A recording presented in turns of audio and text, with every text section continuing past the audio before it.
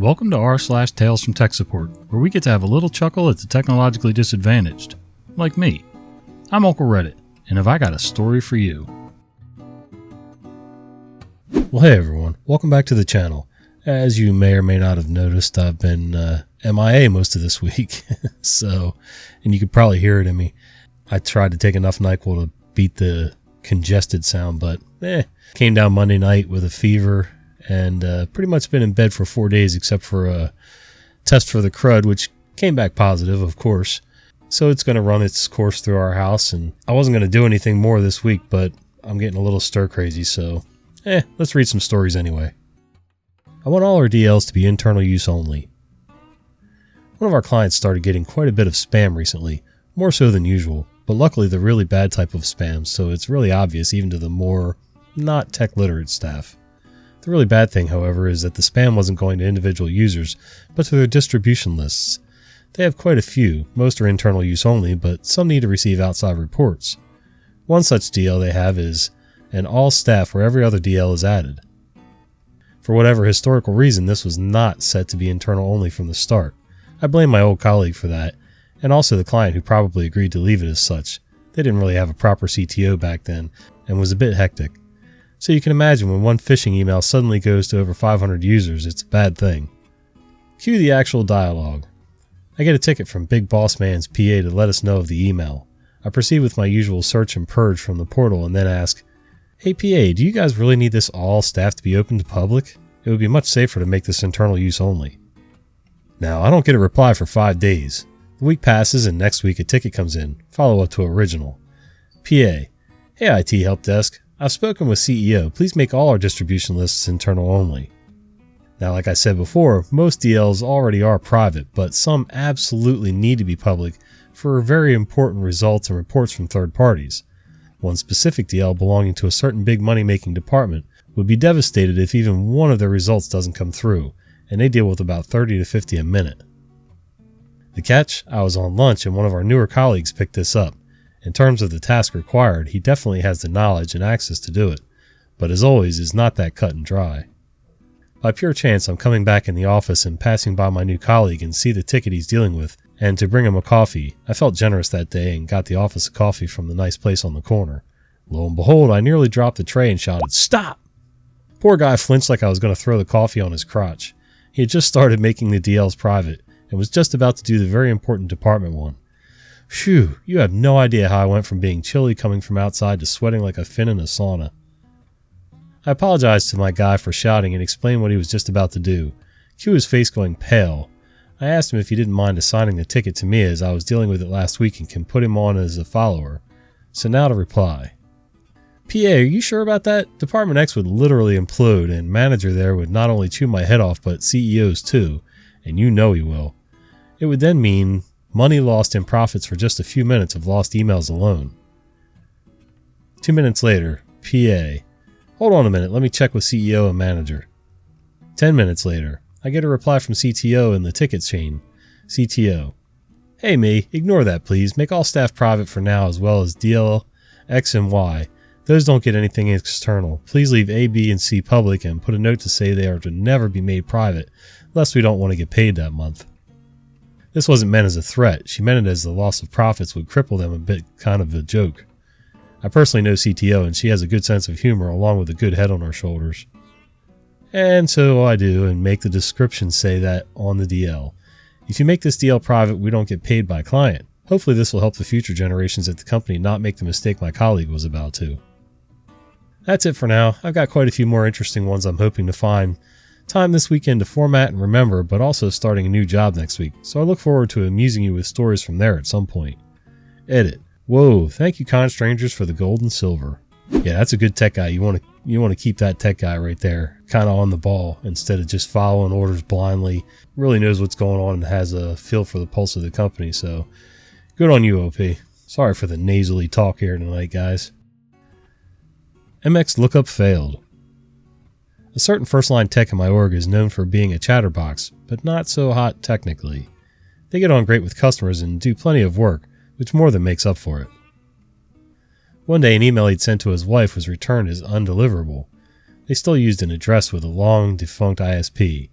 Back in the day, this ISP gave each customer their own subdomain, resulting in entire families having addresses like firstname@lastname.isp.com. In typical fashion, his ticket contained plenty of useful info, but you had to read through 3 paragraphs to find it. I've been able to send my wife mail for years without issue. I hope they aren't finally killing off my old ISP. Is there something wrong with DNS? Are you blocking personal mail now? I read over the info and the undeliverable notification he'd forwarded on, stared in disbelief for a moment, then drafted my very short response. It looks like you've spelled your own last name wrong in the to box. I can see where that would be easy enough to do. Yeah, some days, just like when I type the file names for these videos, every so often my brain just defaults to Tails, Tails. I know it's wrong, but my fingers just do it anyway. And you guys call me on it as soon as I do it. Thank you. Short story about one of my favorite users.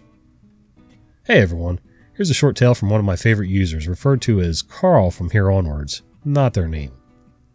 As a quick background, I do tech support for software. I'm assuming that's a software company. Carl, one of the clients, was trying to use the software to replicate the results of a journal publication using 2 different workflows. Think of it as a validation study. However, Carl ran into difficulties at one point and dropped me a message. It's been a while, but here's how the conversation roughly went. Carl: Hi, I'm trying to use 2 different workflows to achieve the results from journal publication by using the first workflow. I'm getting almost perfect results, but with the second workflow, the results are vastly different. Could something be acting up? Me: Hi Carl, this is OP. Thanks for reporting. I'll have a look if I can find something unusual. At this point, I remoted in to see what was happening, since I would not expect major accuracy differences between the 2 workflows. Not as much as Carl was reporting anyway. After spending a couple minutes comparing the configurations from both workflows, I noticed that Carl has 3 settings that are different. I decided to get more information. Just to make sure, are you looking to analyze the same scenario with both workflows, or are you looking at 2 different scenarios? Carl: I'm looking to analyze the same scenario and obtain the same results in this exercise. For some reason, Carl mixed settings from another project that they were running into the second workflow, which caused the results to be unexpected. After informing him of that, Carl goes, "Oops, sorry, I messed up. I must have mixed settings from a different project. Thanks for spotting that. Have a nice evening." The entire interaction took less than 10 minutes. Carl never fails to be courteous and helpful, and it always puts a smile on my face when I see them around. Well, that's nice. It's just way too much wholesomeness in today's tales. I don't know what it is. Oh well. But hey, it's good for the company when everybody gets along. Why is the projector not working? All tech people are useless. So, backstory. I used to work as a librarian for a cafe at a regional campus. Because this campus was so far away from the main ones, I was also the unofficial tech support, even though I had no training or admin access. IT only came to visit after a certain number of jobs were logged or new tech had to be installed. Generally, it wasn't hard work, mostly user errors, like forgetting passwords or accidentally turning off their own Wi-Fi. To quote the IT crowd, "Have you turned it off and on again?" That kind of stuff. One particular day, I had a teacher come storming into the library demanding I follow her back to her classroom. She was ranting even before she got to the loans desk, where I was sitting. Something about old tech and how things weren't good enough, and as a tech person, I should fix it right away. I'm not tech. For the record, this teacher is known for being technologically incompetent. She once yanked all the cords out of the back of a computer because she didn't realize her YouTube video was on silent. Customer service smile activate. I ask what's the issue and she proceeds to tell me, in between personal jabs at my supposed incompetence, that the screen is out of focus and nothing she does will fix it. I ask her which room she's in and find out it's one of the new machines that had just been installed the day before. I have a feeling I know it's wrong because this isn't the first time today I've fixed this issue for a much nicer teacher, so I follow her to her class. All our students are just sitting there chatting and look up as we walk in. The teacher heads straight to the front of the class and starts messing with the computer. I asked if she's checked the machine and she said, "No, don't be stupid, it was too high." It's attached to the roof, so for someone like me, 5'2", I would need a chair to stand on to reach it, but there were plenty of tall students in this class. Looking around, I spot the tallest student. I ask him to please give me a hand. After he comes over, I point to the machine and simply say, "Could you take the cap off the front?" IT must have left it on when they installed it. The image cleared up right away. The students all start laughing because up until this point, the teacher had still been going on about how all the tech people and machines were totally useless and are idiots. I just smiled and walked at the door, trying to sound not too sarcastic. I'm not tech, but if you need any more help, you can find me in the library. Lol. There we go, that's what I was waiting for. The arrogant entitled user. Everybody else is incompetent. Yes, the tech did mistakenly leave the lens cap on the projector, but you could have been nice about asking instead of calling everybody idiots and incompetent.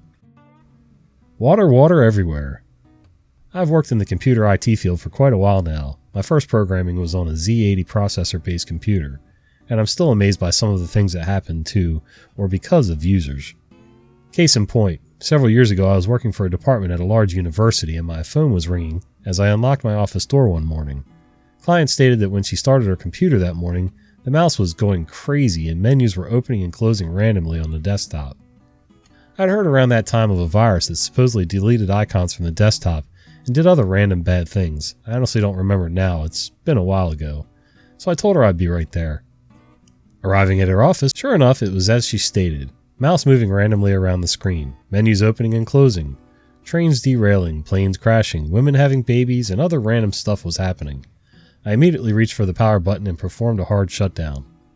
As I sat there contemplating what might have caused this, I happened to see the water bottle on her desk, on its side, right over the keyboard tray. I turned and looked her right in the eye as I reached down, pick up the water bottle, and set it upright on her desk. Her. I saw a few drops of water on the keyboard this morning, but I wiped it off. Do you think that might have been the problem? Me, still looking at her as I reached down, pick up the keyboard, and let the water drain out. Yes, I think this might be the problem. I'll be right back. Quick trip to the supply room and a new keyboard later, and all was right once again. She did try to lay the blame on the cleaning staff, which I didn't buy for a second. Cleaning staff never did any more than empty the trash and didn't ever dust the desks.